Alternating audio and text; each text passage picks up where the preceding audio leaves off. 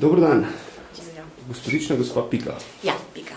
Kakšna je vaša vloga tukaj? Ja, jaz sem pa voditeljica mladih, se pravi, to je organizacija Mladenk, originalno se tako imenuje, in sicer starost je od 12 do 18. Ta plakat je naš kolaž našega dela.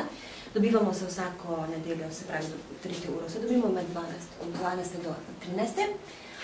Začnemo z duhovnostjo, tako da začetek naše ure je duhovna misel, molitev in pa seveda lekcija, ki je pač duhovne narave. Imamo svoje učbenike, priročnike, delamo tudi z drugih materialov, z drugega gradiva. Potem se pa posvečamo tudi malo zabavi, zato ker to so pač najstniška leta in mlada dekleta rabijo tudi to razjedrilni del te. Kako ste prišli do cerkve, do mormonske vere? Z enim takim preprostim vprašanjem enega misionarja, če želim kaj vedeti več o Bogu, in sem pač rekla, seveda, želim več. To so te fantje pa dekleta, ki se potepajo, pa pridejo na vrata in ti pač ponudijo prijazno besedo. Ja. V bistvu sem pač že iskala nekaj časa to, tako da sem bila zelo vesela teh misionark takrat. Pa sem nekaj časa še raziskovala, ker pač ne moraš kar se tako odločiti za ene stvari, katere moraš malo več vedeti z teh stvarih, in sem se kar posvetila temu in potem sem videla, da je to, kjer želim biti in kjer želim ostati. In koliko časa ste zdaj aktivna članica? 9 let. 9 let. Sova, kjer se raziskuje, kako ste rekli, družinsko drevo? Družinsko rodoslovje. S čim to pomagate, s čim operirate, s čim pomagate poiskati, kako bi človek rekel, korenine? V bistvu tukaj imamo računalnike, kjer je na voljo v bistvu na www.familysearch.org. Imamo knjižnico preko interneta, tam naročimo v bistvu filme, ki so iz celega sveta, pač po potrebi ljudi, a ne. Potem vsak človek, ki želi pač najdeti svoje prednike, si ogleda tukaj na temu, pogledajte na tej strani, pač vrtimo filme in si ogledajo svoje prednike, jih poiščejo. Potem taki centri so vse posod po celem svetu. Največji center je vsak Lexitio in imamo tudi certifikat, da lahko tukaj to upravljamo. Prav razumem. V spodi sem bil v centru za mladostnice. Tle gori center za otroke. To naprej vidim, da je glavna kapela, verjetno, kako temu imenujete. To je nekako tako complete service, kako se temu reče. Od rojstva do... Ja, tako, recimo, ko otroci odraščajo, pač se učijo določene stvari, ki so primerne zanje v določenih letih. Tako da tukaj jih mečkam pripravljamo take enostavne lekcije, kjer se igrajo, se družijo, tako da se počasi. Pa jasli delujejo tudi, to samo v nedeljo delujejo ali tudi med tednom?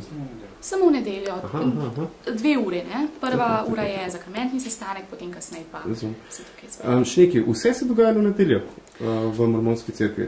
Ne, mislim, ta glavni sestanki so v nedeljo, ampak potem pa imamo različne dejavnosti, recimo kakšne aktivnosti, ki pa niso nekako z dnevom pogojene. Ja, organiziramo recimo parkrat na leto in tam se otroci družijo, počnemo kakšne, recimo zadnji smo imeli, so pekli piškote, pripravljali so sadno kupo in take stvari, tako da jih imamo kakšno lekcijo, ki je bolj duhovne narave, tako da se mečka ne naučijo česa, potem pa malo zabavajo, ne, prav lušteno.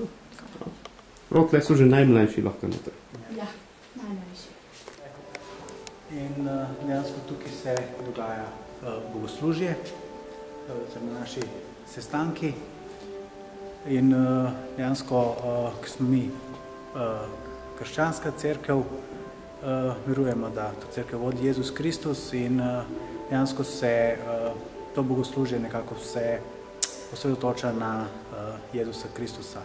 Glavni del tega bogoslužja je recimo v nedeljah ob 10. zakramentni sestanek, na katerem tudi, kot večina krščanskih cerkev, ima eno obliko maše, ja, recimo, in mi na tem zakramentu vzamemo kruh in vodo kot spomin na Jezusovo telo. Vino pa ne z razliko? Ne, včasih je bilo vino, dokler ni prišlo do tistega razvzetja, da ne uporabljamo alkohola, in potem smo pač, v bistvu ni pomembna vsebina, pomemben je namen. Tudi nimamo hosti, imamo navaden kruh Koliko časa pa traja ta obred v nedeljo? Od 10 do? V bistvu sam zakrament traja približno 10 minut, ampak cel sestanek traja 1:10 in v bistvu sestavljen iz molitev, govorov in podobno. Tako da je dejansko ta prostor, v katerem imamo bogoslužja. To je prva ura. Potem imamo še drugo pa tretjo uro, ostale sestanke, ki so malo manj formalni, v katerih je pa tudi debata. Nekako nič ni ukrašen ta prostor. Niti enega križa, slike, nič. V bistvu ta prostor je nekako najbolj sveti del te stavbe in dejansko prvič križev mi ne uporabljamo, zato ker verujemo, da je Jezus živ, da je vstal od mrtvih in ne častimo mrtvega Jezusa na križu, ampak živega, ki je vstal, zato nimamo ga razpetega, imamo pa slike zunaj tega prostora, imamo pač po stenah različne slike. Sicer v ta namen smo sicer dali te dve slike tukaj noter, ampak ponavadi nimamo nobenih slik v tem prostoru. To je normalno, pri mormonski veri nekako ikonografije se ne uporablja v kapelah. Se nobene ikonografije ne uporablja. V bistvu vse kapele so gole stene, okna, in brez slik in ostalih pripomočkov. Še nekaj v hierarhiji povedete, me še zanima v hierarhiji pač mormonske cerkve, kdo je vaš vodja? Tukaj lokalno? Pa tudi globalno, začnemo lokalno, pa gremo naprej. Recimo, lahko začnemo globalno. Tukaj na tej sliki vidimo Thomasa S. Monsona, ki je današnji predsednik cerkve in tudi prerok.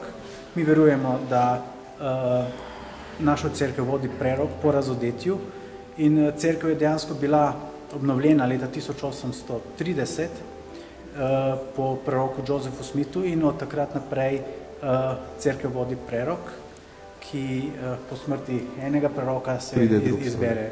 Kako pa nižji nivoji? Nižji nivoji pa potem imamo, v bistvu je cerkev organizirana tako, kot je bila organizirana v času Jezusa Kristusa. Kako se prav reče, vaše bo nimate verjetno župnika, ampak? Predsednik veje. Predsednik veje. Se pravi, predsednik slovenske veje ima prostor tlele v Ljubljani in vod nedeljske. Predsednik veje je predsednik tle, sicer pa je... In tudi on vod verjetno na nedeljske obrede? Ni nujno. Ni nujno? Ne. Aha, zanimivo. Kako pa ženska, lahko ženska vodi na nedeljske obrede? To pa... V bistvu... Oni imajo svojo organizacijo, tiste organizacije smo že obiskali. Aha, tako. Ja, v bistvu tukaj, v tem prostoru je zakramentni sestanek in v bistvu tukaj so bolj duhovniške uredbe.